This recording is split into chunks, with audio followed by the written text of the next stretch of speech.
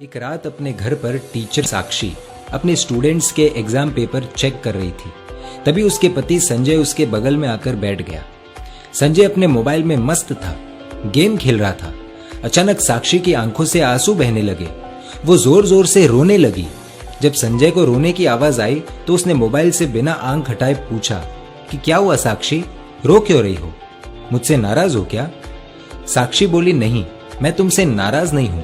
दरअसल मैंने स्कूल में परीक्षा के तौर पर एसे राइटिंग में एक बहुत ही अच्छा विषय दिया था कि अगर आपकी इच्छा हो तो क्या बनना चाहेंगे। पति संजय जोर से हंस पड़ा। तो इसमें रोने वाली क्या बात है? फालतू में मेरा गेम खराब कर दिया। साक्षी बोली, संजय 2 मिनट फोन छोड़ो और ये देखो एक बच्ची ने क्या लिखा है उस एसे राइटिंग में। तुम खुद पढ़कर रो पड़ोगे। संजय ने कहा, अरे मैं थका हुआ हूं, प्लीज तुम पढ़कर सुना दो। साक्षी ने आंसू पोंछकर पढ़ना शुरू किया। डियर टीचर, मेरा ये एसे राइटिंग मेरे पापा को ना दिखाना, वरना मुझे बहुत डांट पड़ेगी। मैं जब भी घर जाती हूँ तो मेरे मम्मी पापा मोबाइल में बिजी रहते हैं। मेरी तरफ देखने का भी बहुत कम टाइम मिलता है उन्हें। मोबाइल का इतना ध्यान रखते हैं, वो इतनी केयर करते हैं मोबाइल की।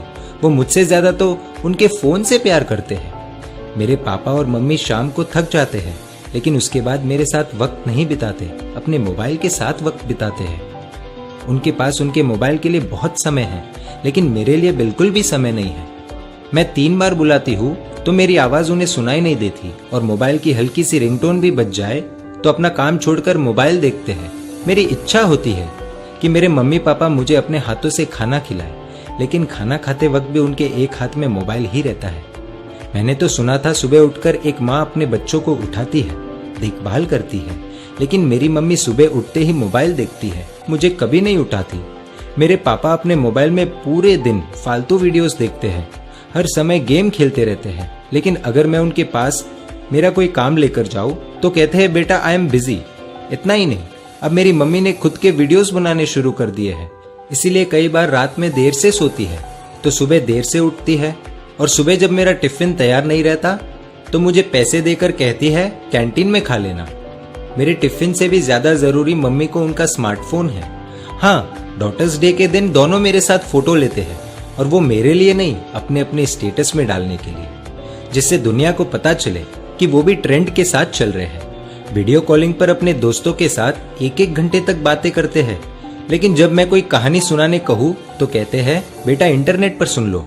वो दोनों ही मेरी आदतें बिगाड़ रहे हैं। फिर कल अगर मैं गलत रास्ते पर चली गई तो पूरी दुनिया मुझे गलत बताएगी। इसलिए मेरा हमेशा से सपना रहा है कि मैं भी एक स्मार्टफोन बन जाऊं।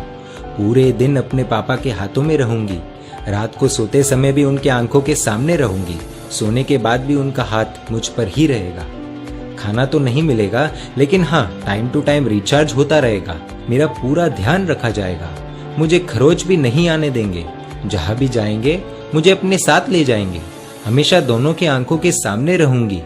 संजय थोड़ा भावुक हुआ, लेकिन फिर से अपने गेम में लग गया और साक्षी से बोला कि ठीक है, अच्छा लिखा है, इसमें रोने जैसा कुछ नहीं है। तुम्हें इतनी सी बात पर रोना क्यों आ गया Sakshi? Be strong, come on. तो साक्षी ने कुछ ऐसा कह दिया कि खुद संजय भी अपने आप को संभाल नहीं पाया। साक्षी बोली कि संजय, ये ऐसे जिसने लिखा है वो अपनी ही बेटी है। दोनों के आंसू रुकने का नाम नहीं ले रहे। भागते हुए अपनी बेटी की बेडरूम में गए, देखा कि वो अपने मम्मी पापा की तस्वीर से लिपटकर सो रही है। ये दृश्य देखकर दोनों को रोना आ गया। साक्षी और संजय दोनों ने अपनी बेटी को नींद से जगाया। उसको उठाकर दोनों ने क्षमा मांगी, कहा कि बेटी, तुमने हमारी आंखें खोल दी, हमें माफ कर दो। अब से स्मार्टफोन नहीं, तुम हमारी आंखों के सामने रहोगी। पूरे परिवार के लिए बहुत ही भावुक पल था।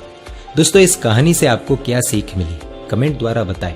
और अगर आपको लगता है कि ये कहानी शेयर करने जैसी है तो तुरंत अपने दोस्तों, परिवारजनों और रिश्तेदारों के साथ शेयर कीजिए। और ऐसी सुंदर कहानियों के लिए emotional video stories page like कर दीजिए और YouTube पर हमें सब्सक्राइब कर दीजिए।